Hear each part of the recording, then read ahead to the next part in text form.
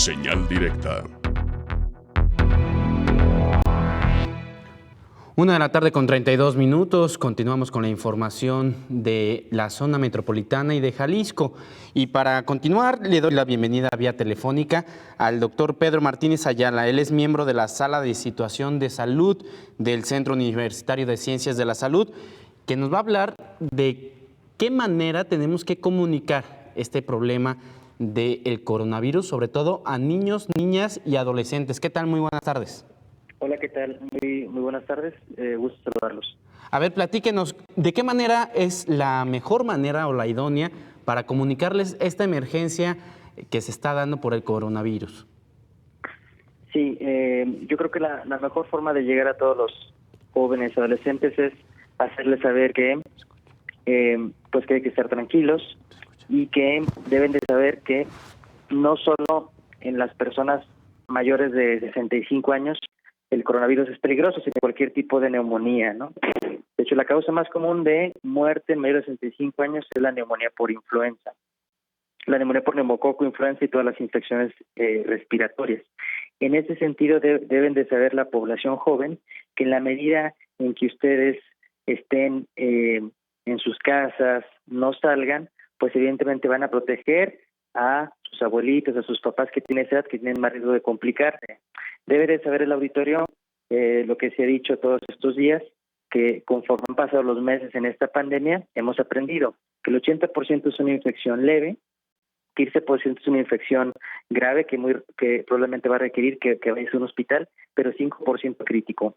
Entonces, el 80% que son todos los jóvenes, adolescentes, niños, deben de estar muy conscientes que es momento de no exponerte, porque si tú adquieres como joven el virus, a ti lo más probable es que estés en 80% que no te va a pasar nada, pero sí lo puedes transmitir a alguien que sí le pase algo. Entonces, ese 80% de toda esa población joven, todos los niños deben de saber que hay que estar tranquilos y la medida en que ellos se cuiden, van a cuidar a los demás. Ahorita estamos en la fase crítica, en la fase que vamos a empezar a ver casos de transmisión comunitaria, que es de persona a persona. Recordemos que la primera fase, pues ya estaba en los cuales todos los casos venían de afuera, pero ya se prevé que en esta semana ya va a empezar la transmisión comunitaria. Entonces, en la medida en que no salgan de sus casas, no vayan a lugares cerrados, estén lavándose las manos continuamente, si estornudan, tosen, háganlo en el ángulo interno del brazo, y lavarse las manos frecuentemente. De hecho, la recomendación es mínimo 10 veces al día, pues vamos a proteger a todas esas personas que si les da infección por este nuevo coronavirus se pueden complicar.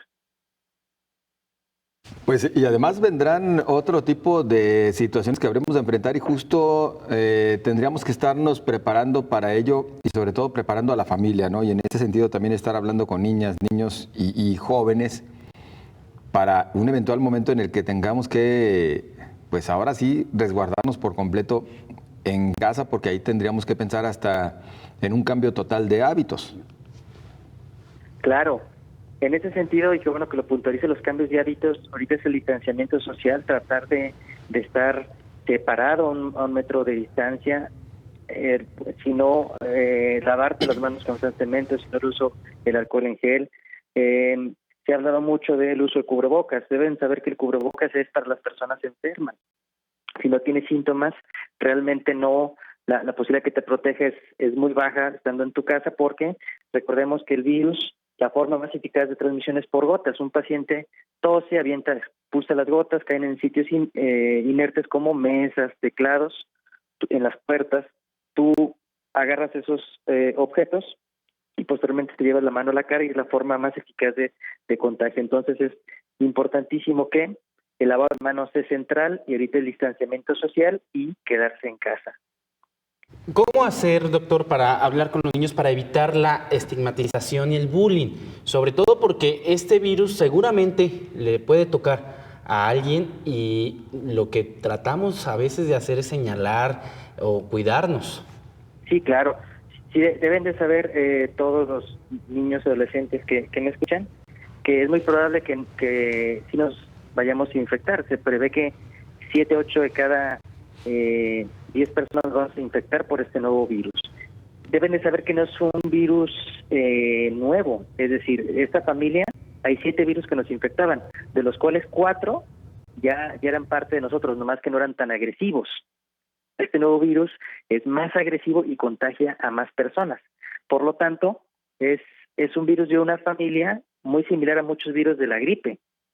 Entonces, si te da eso, es evidentemente es una infección respiratoria como las que nos han dado a todos. Todo el mundo hemos tenido gripe y seguramente todo el mundo nos hemos infectado alguna vez en nuestras vidas. Todos los niños se han infectado, todos los adolescentes, con un coronavirus de los previos. Lo que pasa es que este es un nuevo coronavirus más agresivo, entonces se debe de ver así. Es literalmente un virus con una infección que te da un cuadro que en niños es leve, pero que afortunadamente en jóvenes la mortalidad es prácticamente cero. Tus propias defensas lo van a eliminar. No debe haber ninguna razón ni de bullying, y lo más probable es que gran parte de los niños, adolescentes y los seres humanos en general nos vamos a infectar. Tenemos que enfatizar justo en este punto, doctor. Los menores se presenta en caso de que exista contagio, porque por lo pronto lo que hemos visto es que en México no se ha dado, por lo menos según cifras oficiales, el contagio en menores de edad. Y hasta ayer al menos hablábamos de casos de mayores de 18 años, de 18 años hasta los 80.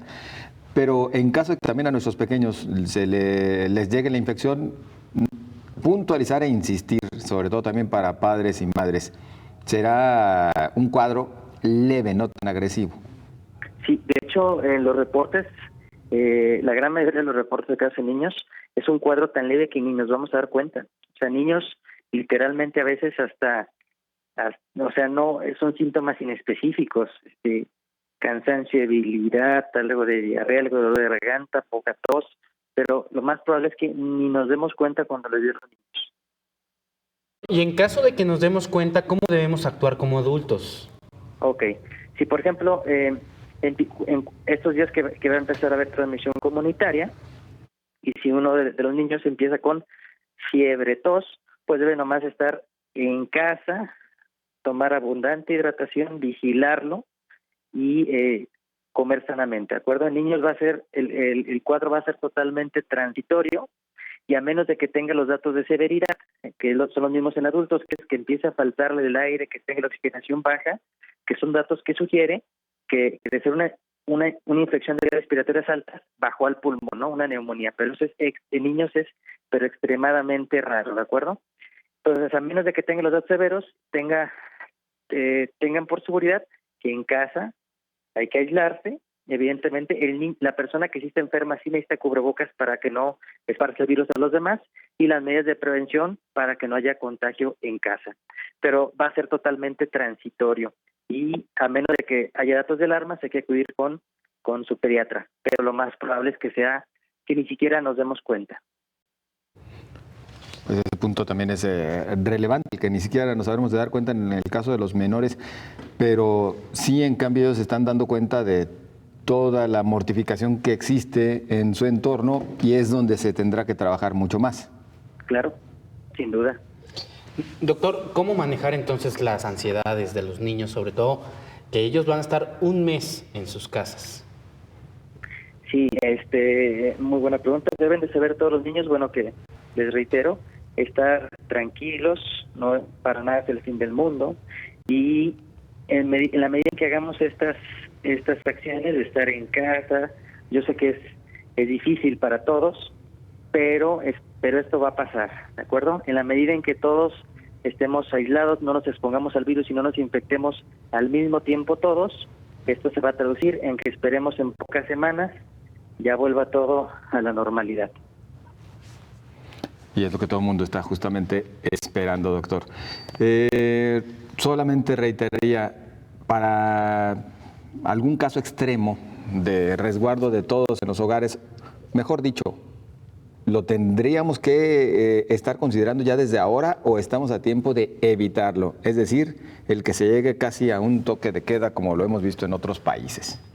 Sí, mientras más estemos en toque de queda, por supuesto que menos van a existir las posibilidades de contagiarnos y eso se va a traducir a menos dispersión de la enfermedad. Entonces, en la medida en que se pueda hacer las medidas más estrictas, quedarse en casa, toque de queda, va a ser mucho más eficaz para todos. Perfecto, doctor. Pues nosotros le agradecemos mucho que nos haya tomado la llamada y que nos haya dado esta información muy puntual y muy precisa sobre cómo comunicar de manera efectiva esta contingencia, sobre todo a niñas, niños y adolescentes. Muchas gracias, doctor. De nada, gracias a ustedes y estamos todos en esto. Saludos. Gracias. Nosotros continuamos con la información. Bueno, antes vamos a una